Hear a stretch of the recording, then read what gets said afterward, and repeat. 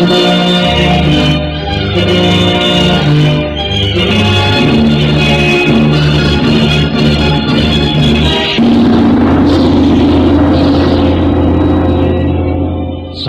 Cerita mempersembahkan Sabda Pandita Ratu. Sabda Pandita Ratu, naskah ditulis oleh Pondra Swasti Langit, diolah oleh Agus Nur Ismail, teknik dan montase Ibing Arifin, dengan sutradara Dian Pertiwi.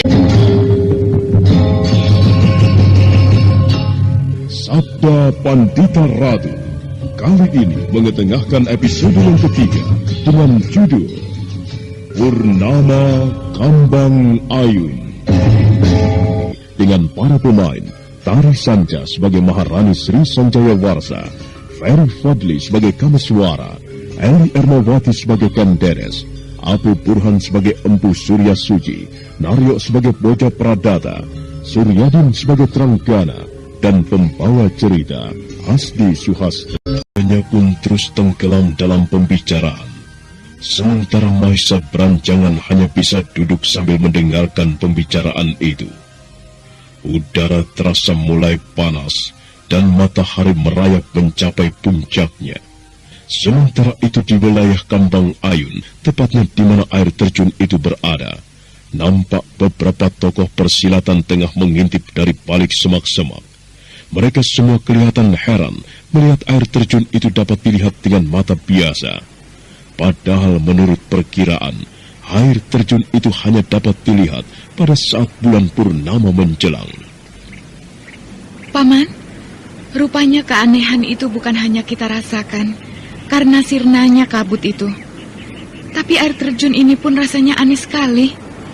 Bukankah menurut Paman, tempat itu hanya bisa dilihat dengan mata telanjang apabila bulan purnama sudah menjelang?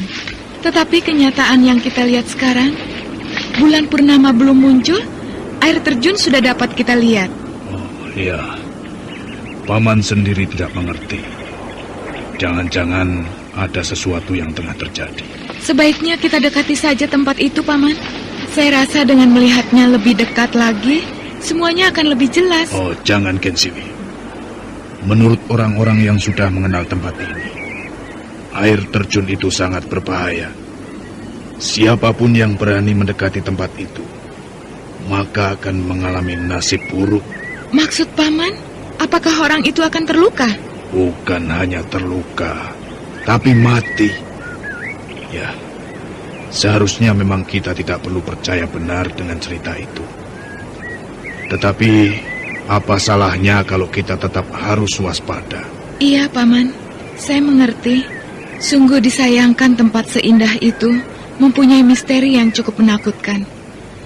Saya sebenarnya suka sekali melihat tempat-tempat yang indah seperti itu, Paman. Ya, Paman pun demikian, Kensiwi.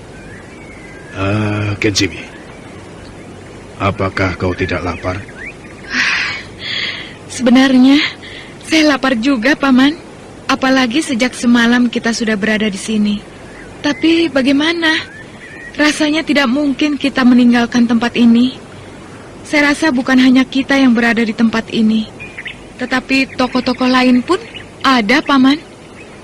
Kita bergerak sedikit saja untuk meninggalkan tempat ini, mereka pasti akan langsung menyerang kita. Kita memang tidak perlu meninggalkan tempat ini, Kensiwi. Kau lihat di atas itu. Oh, buah.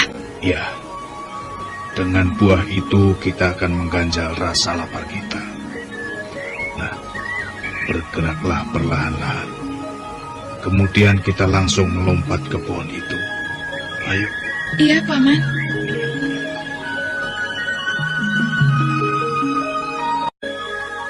Keduanya segera mengendap-endap untuk menuju ke sebuah pohon yang tak jauh dari tempat persembunyiannya. Tak lama kemudian, Kensiwi dan Haryo Panumping pun sudah berada di bawah pohon itu. Kemudian keduanya pun segera melompat ke pohon itu.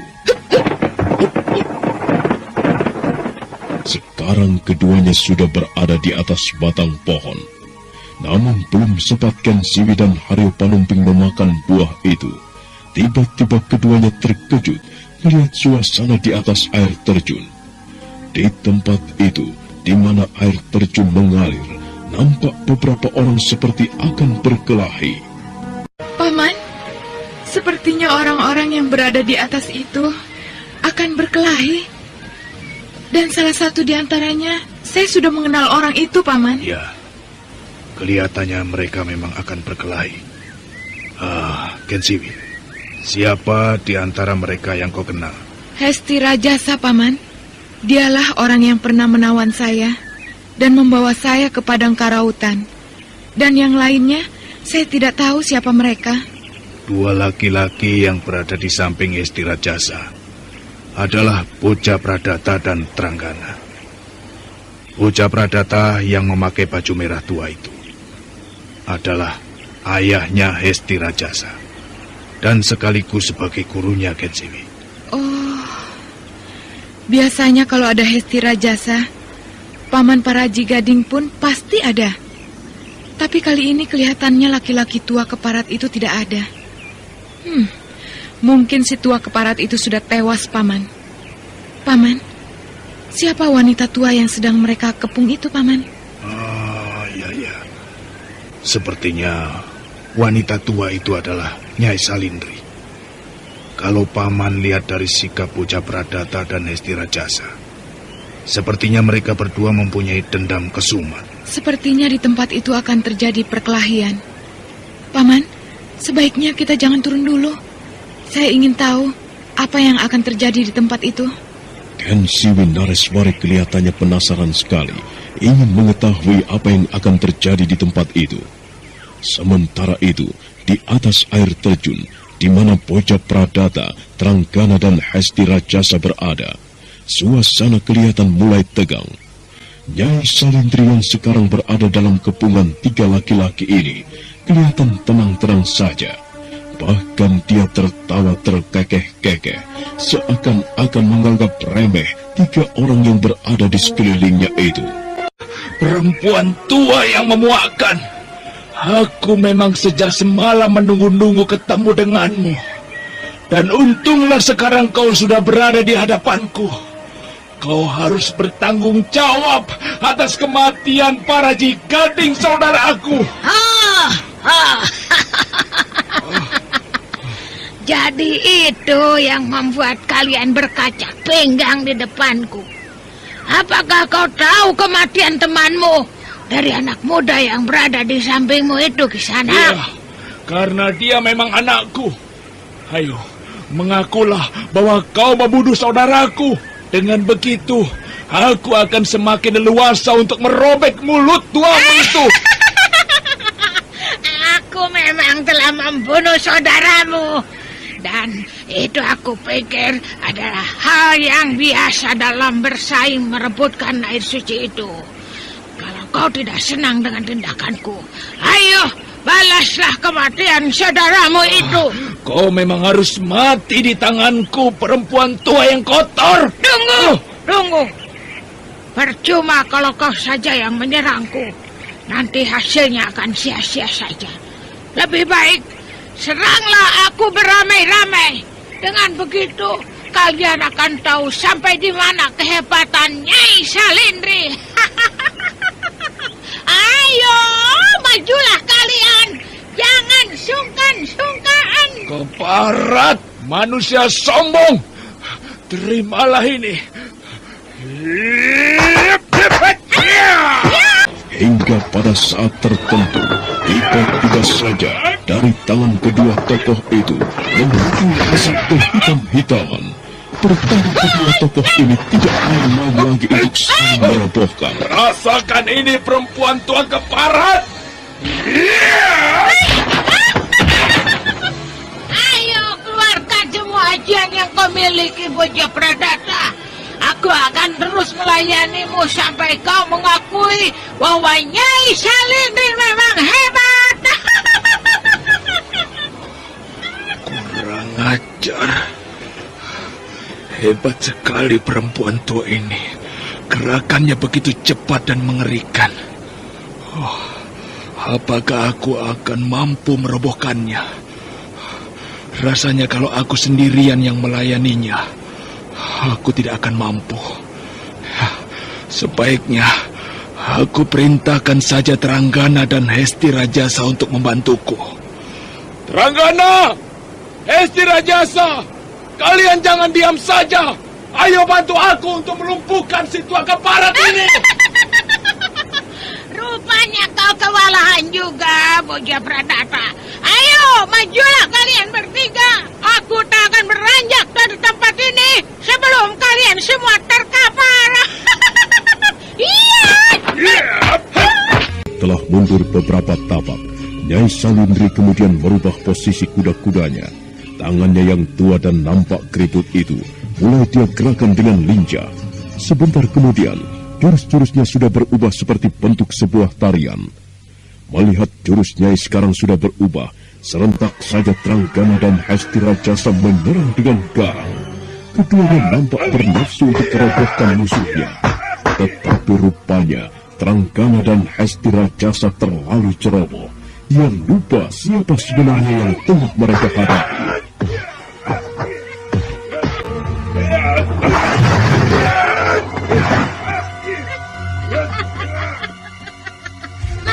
Manusia bodoh. Iya.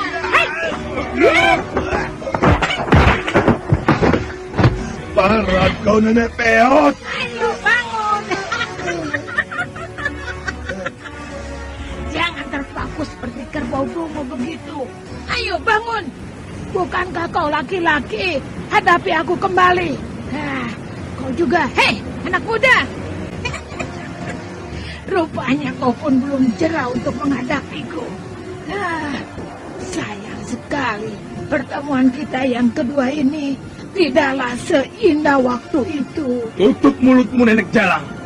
Aku muak melihat tampangmu yang menjijikan itu. Waktu itu kau boleh lolos dari tanganku. Sekarang kau tak akan kubiarkan pergi begitu saja. Teranggana, bangunlah. Ayo kita hadapi nenek tua ini bertiga. Aku pun rasanya sudah muak melihat wajahnya yang menjijikkan ini. Ayo.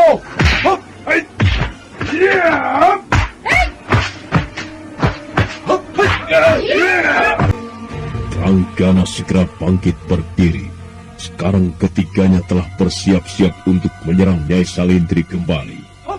Melihat musuh-musuhnya yang siap untuk menyerang, Nyai Salindri hanya tertawa terkekeh-kekeh sambil membuat gerakan seperti yang pernah dilakukannya. Sementara itu, Ken Simi dan Haryo Panumping nampak masih belum turun dari atas pohon itu. Paman, ilmu apa yang dipergunakan Nyai Salindri itu? Kelihatannya ilmu itu sangat aneh sekali. Ya, ilmu itu memang aneh. Gerakan-gerakannya sangat lincah, lentur. Mungkin ilmu itulah andalan dari Nyai Salindri. Kau perhatikanlah itu. Nenek tua itu wujudnya mulai berubah. Oh, benar, Paman. Bukan main hebat sekali perempuan tua itu. Tiba-tiba saja ia menjadi cantik dan lincah. Oh, apakah karena pengaruh ilmu yang dipergunakannya, Paman? Sehingga Nyai Salindri bisa berubah menjadi cantik seperti itu? Ya, ilmu itulah yang merubah Nyai Salindri menjadi cantik. Tetapi kecantikan yang ia perlihatkan itu adalah kecantikan palsu yang dipergunakan hanya untuk merobohkan lawannya. Kau lihat saja nanti. Bagaimana? Apakah kalian masih tetap ingin melawanku?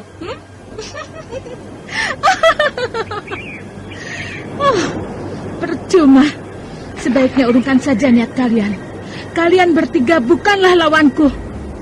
Atau bagaimana kalau kita bergabung saja untuk mendapatkan air suci itu? Siapa sudi bergabung dengan perempuan tua menjijikkan sepertimu? Silakan kau membusungkan dadamu bahwa kau paling hebat di antara kami bertiga. Tapi buktikanlah dulu.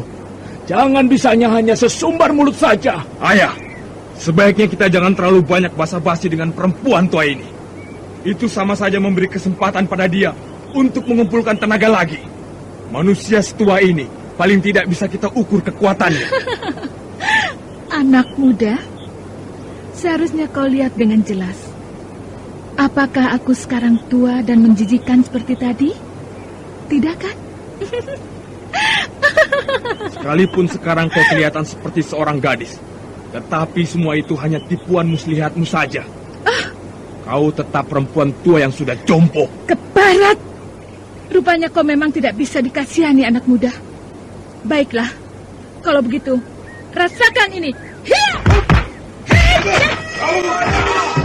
Hesti raksasa yang terkena hajaran Nyai Salindri. Hesti raksasa terpental beberapa tombak setelah terkena tendangan Nyai Salindri, dan dia sekarang berada di bibir air terjun. Tubuhnya kelihatan lemah, dari mulutnya darah mulai keluar. Melihat Hesti raksasa sekarang berada di bibir jurang air terjun, kemudian Nyai Salindri tidak menyia-nyiakan kesempatan itu. Kembali dia menghajar dengan tendangannya yang keras. Rasakan ini, bocah dungu!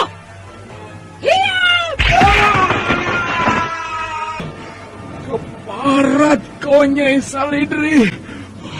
Kau telah membunuh anakku. Rupanya kau memang tidak bisa dikasih hati. Sudah aku katakan sejak tadi, jangan coba-coba melawan Nyai Salindri. Tetapi dia tetap melawan. Nah, itulah akibatnya. Kau masih tetap mau melawanku? Cukup! Tidak perlu kau umbar mulutmu yang busuk itu. Sekarang kau tak akan kubiarkan hidup di jagat ini. Hutang pati harus dibayar dengan pati. Hutang nyawa harus dibayar dengan nyawa. Dan sekarang sudah saatnya kau harus membayar nyawa anakku dan juga nyawa saudaraku. Nah, rasakan ini.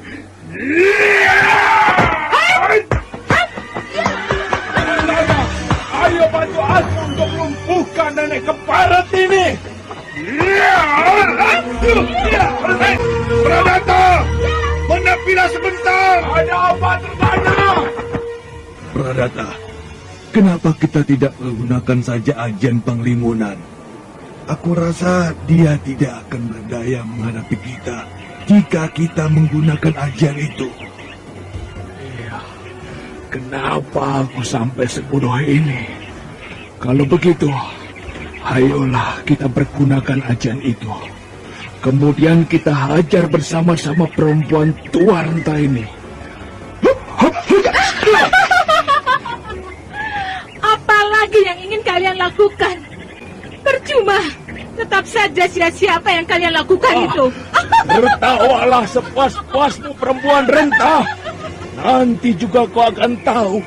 Kami berdua bukanlah lawan yang enteng, yang mudah kau sepelekan. Bocah Pradata dan Tranggana kemudian memasang kuda-kudanya dengan kekar.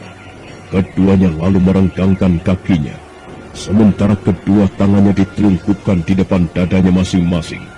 Dan itulah pertanda bahwa mereka tengah mengeterapkan ajian Panglimunan. Setelah beberapa saat dalam posisi kuda-kudanya, tiba-tiba saja tubuh bocah Pradata dan Tranggana lenyap begitu saja.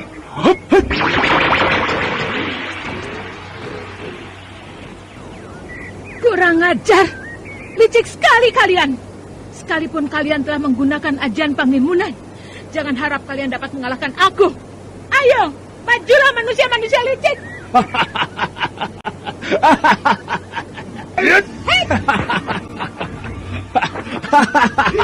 Ayo, mana kehebatanmu? Bukankah tadi kau sesumbar bahwa aku dan Tranggana tidak bisa mengalahkanmu? Ayo! Parat. Kalau saja kalian tidak menggunakan ilmu licik itu, mungkin aku membuktikan kata-kataku tadi. Tak ada yang perlu dikatakan licik, Nyai. Kita masing-masing mempunyai ilmu. Kalau mau dibilang licik, seharusnya kau yang pantas dikatakan licik. Karena kau telah berani mempengaruhi aku dan bocah Pradata dengan menggunakan ajian sialmu. Nah, sekarang bersiap-siaplah untuk kukirim ke neraka.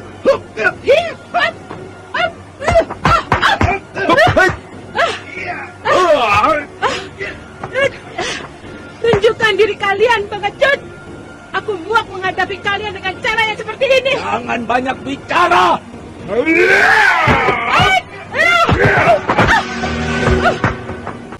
Kembali tubuh Nyai Salindri terhuyung-huyung ke belakang karena terkena hajaran Boja Pradata dan Tranggana.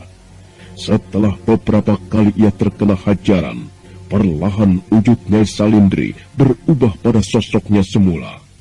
Matanya menatap tajam ke setiap sudut tempat, sementara telinganya dia pasang dengan teliti untuk menangkap gerakan-gerakan musuhnya.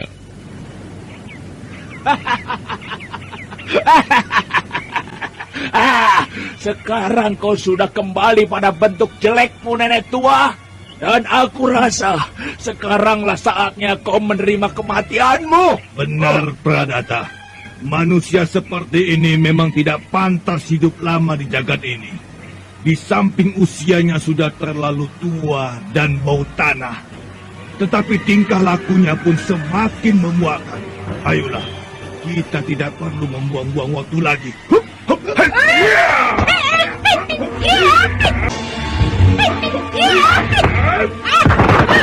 Ayolah, kalau kalian bisa membunuhku. Sekalipun Ajian Panglimunan telah menolong kalian terhindar dari seranganku. Tetapi kali ini pun aku tidak bisa main-main lagi. Lihat seranganku!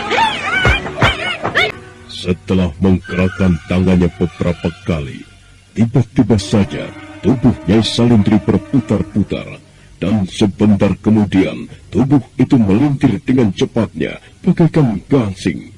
Angin kencang dan hawa dingin pun mulai terasa dari apa yang dilakukan oleh Nyai Salindri. Semakin lama, semakin terasa hawa dingin menyebar di tempat itu. Boja Pradata dan Tranggana pun mulai merasakan hal itu. Ke barat, ternyata perempuan tua ini masih mempunyai ajian simpanan, Pradata. Gila. Hawa dingin ini benar-benar kuat. Seluruh sendi tulangku seakan-akan jadi membeku. Kita harus melakukan sesuatu, Tranggana. Rasakanlah oleh kalian keampuhan ajianku yang satu ini. Kalau kalian mau tahu, inilah ajian Astanendra atau ajian tangan tidur. Ke barat, ajian ini benar-benar luar biasa. Tranggana, berhati-hatilah, kita jangan sampai lengah. Jangan beri kesempatan perempuan renta ini melakukan sesuatu. Iya, Pradata. Sekalipun wujud keduanya tidak kelihatan karena ajian Panglimunan, namun jelas sekali dari suara mereka bahwa keduanya mulai kewalahan menghadapi ajian yang dilontarkan Nyai Salindri. Sementara Ken Siwi dan Haryo Panumping yang berada di sebuah pohon masih tetap melihat suasana di atas puncak air terjun itu. Keduanya nampak merasakan ketegangan yang tengah berlangsung di tempat itu. Nyai Salindri benar-benar tokoh tua yang hebat. Dia seakan-akan tidak kehabisan akal untuk menghadapi Boja Pradata dan Tranggana yang menggunakan ajian Panglimunan. Kelihatannya tubuh Nyai Salindri semakin lama semakin cepat saja berputar, Paman. Ya, perkelahian itu kelihatannya merambah ke tingkat yang semakin tinggi. Kalau saja Boja Pradata dan Tranggana tidak menggunakan ajian Panglimunan, mungkin mereka sudah dapat dikalahkan sejak tadi, Ken Siwi. Kalau saya perhatikan, berarti ajian Panglimunan adalah ajian yang hebat dan sukar untuk dikalahkan. Sekalipun demikian, ajian Panglimunan belum bisa untuk mengalahkan ajian musuhnya, Ken Siwi. Seperti yang kau lihat sekarang, Boja Pradata dan Tranggana belum bisa menembus ajian Nyai Salindri. Iya, Paman. Nah, kau lihat itu. Putaran ajian Astanendra yang dilontarkan Nyai Salindri semakin dahsyat. Ya, aku rasa Nyai Salindri dapat melindungi dirinya dari serangan Boja Pradata dan Tranggana. Benar, Paman.